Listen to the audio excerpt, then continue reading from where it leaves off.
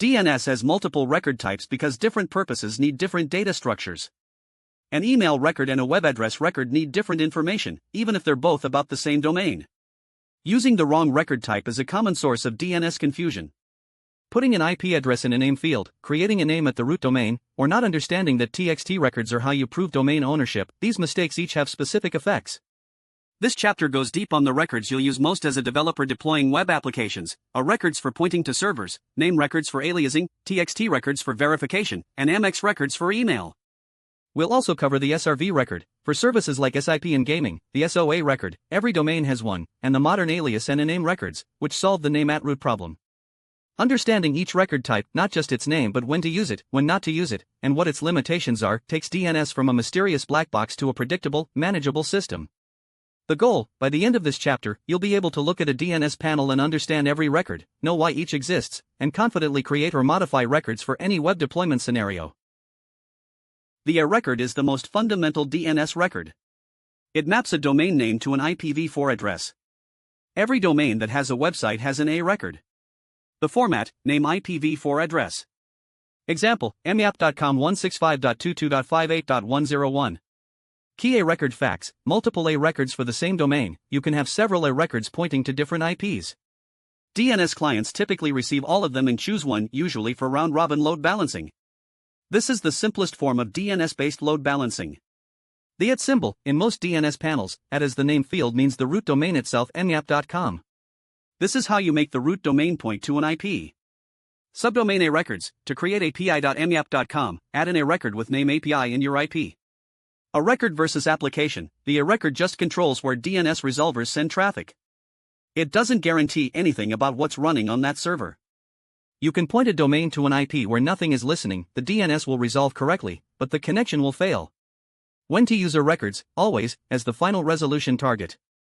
Name records must eventually resolve to an A record, or quad A for IPv6. You can't have a name all the way down, there must be an A record at the bottom of the chain.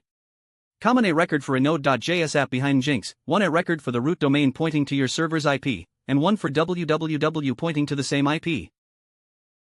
Name stands for canonical name. A name record maps one domain name to another domain name, not to an IP.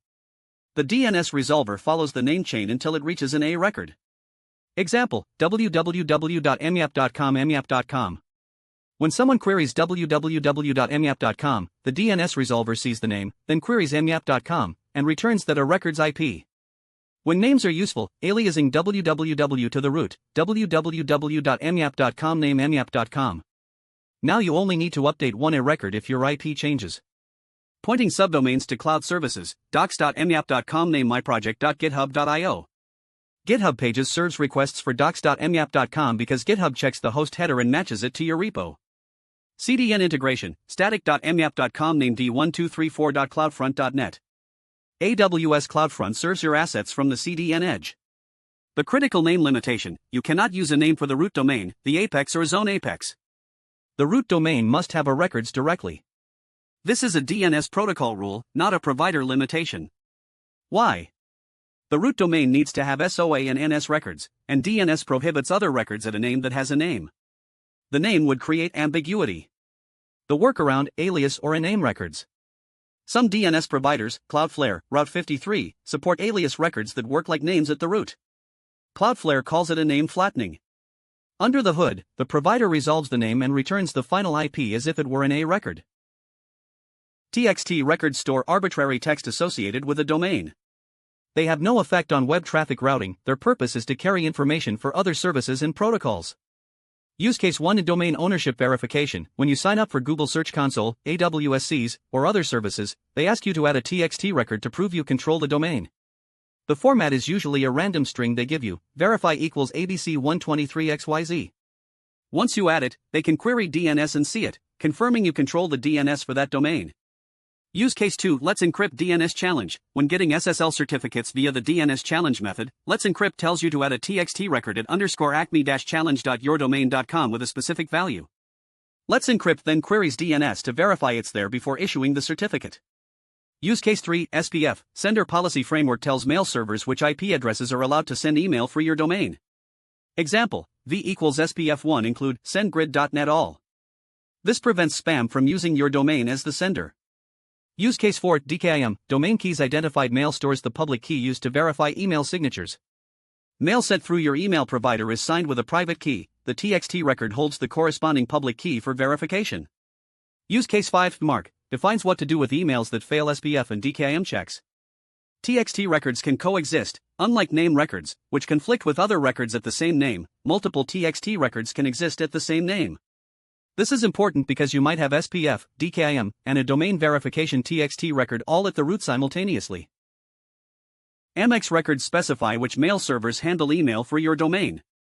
Without MX records, email sent to someone at myapp.com will either fail or go to the wrong server. The format, MX records have a priority number and a hostname, not an IP. Lower priority number equals higher priority. Example, priority 10, mail.myapp.com. If multiple MX records exist, mail servers try the lowest priority number first. If that fails, they try the next. Why MX records use hostnames? Mail servers need to perform additional DNS lookups and potentially check TLS certificates against the mail server name. The MX record value must be a hostname that resolves to an A record. Common MX configurations, using Google Workspace, Google gives you specific MX records to add, like aspmx.l.google.com with priorities 1, 5, 10, 15, 15. Using SendGrid for transactional email, you might use SendGrid just for sending, not receiving. In that case, MX records point to your actual email provider, Gmail, Outlook, while your app uses SendGrid's SMTP for outgoing emails. Never use a name for an MX hostname. Mail server names must be your records. This is an explicit DNS standard requirement. MX record gotcha. Your MX record can only point to a hostname, not a name alias. If you try to create mail.myapp.com as a name and use that as your MX record value, mail delivery will likely fail. If you don't need email at your domain, you can leave MX records empty. Email won't be deliverable, but that's fine for a pure web application. The name at root problem, you want myapp.com, the apex domain, to point to a service that has its own DNS record, like a load balancer or CDN. With a normal name, you can't. Name is prohibited at the root. Alias, also called a name on some providers, records solve this. They work like name at the DNS protocol level but return an IP address to the client, making them compatible with the root domain. How alias works: your DNS provider, Cloudflare, Route 53, resolves the alias target on your behalf and returns the resulting IP as an A record response. Clients see an A record even though you configured an alias. Cloudflare implementation, name flattening. If you create a name at the root in Cloudflare, Cloudflare automatically flattens it. They resolve it to an IP and serve the response as an A record. The flattening is transparent. Route 53 implementation, alias records. AWS Route 53 has explicit alias record support. You select a record and check alias, then enter the alias target, like an ELB DNS name or CloudFront distribution.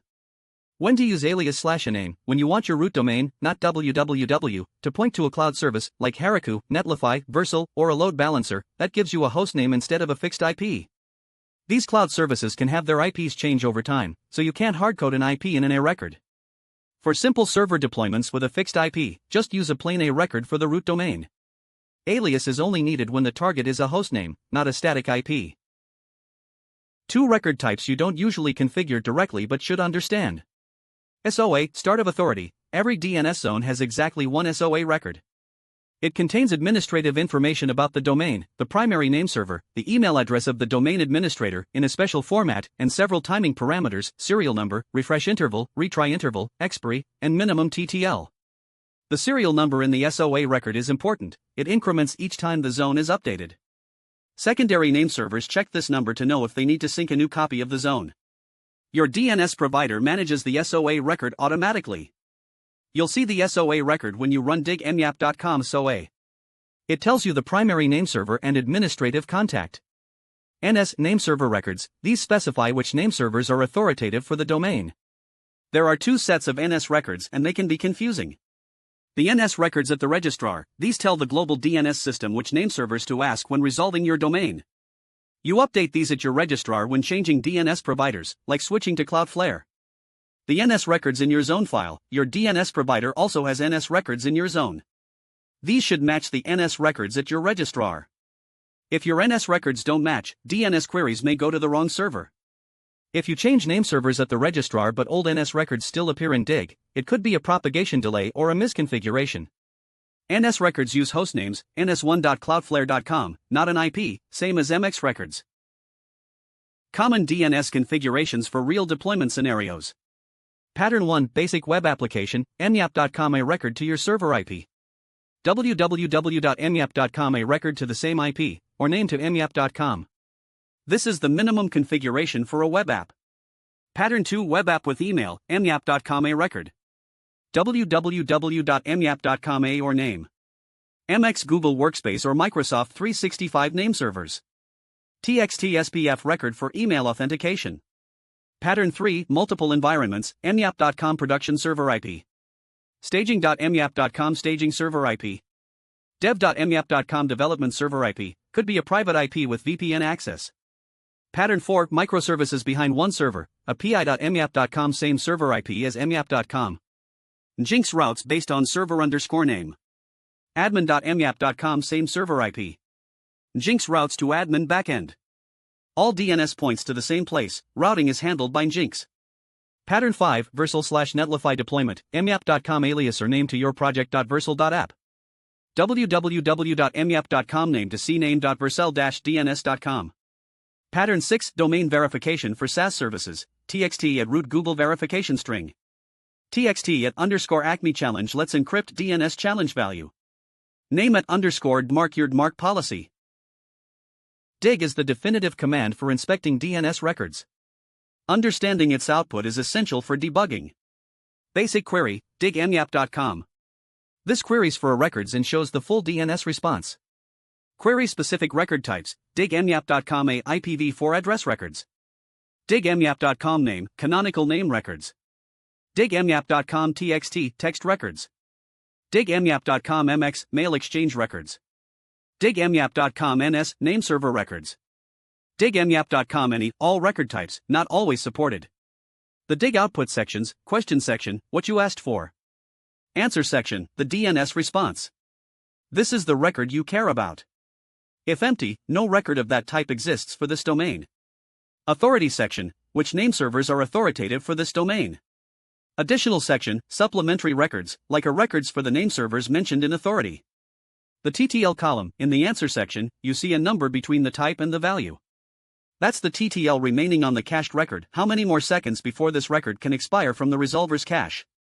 Querying a specific name server, dig at 8.8.8.8 myapp.com to queries Google's public DNS resolver instead of your ISP's.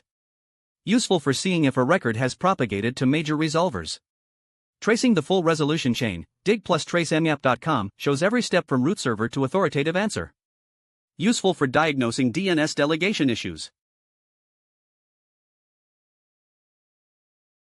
A scenario about choosing the right record type. You want your company domain example.com to point to your Heroku app at myapp.herokuapp.com. You cannot use a static IP because Heroku uses dynamic IPs that change. Which DNS approach is correct?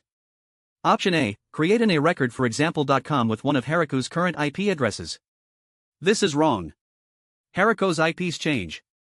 Your domain would stop working the next time Heroku's infrastructure moves your app to a different IP. Option B, create a name for example.com pointing to myapp.herokuapp.com. This violates DNS protocol, name is prohibited at the root domain, apex. Some DNS providers reject this, others silently fail. Even if it appears to work, it can cause email delivery problems. Option C, create an alias or a name record for example.com pointing to myapp.herokuapp.com, and check if your DNS provider supports it. This is the correct approach.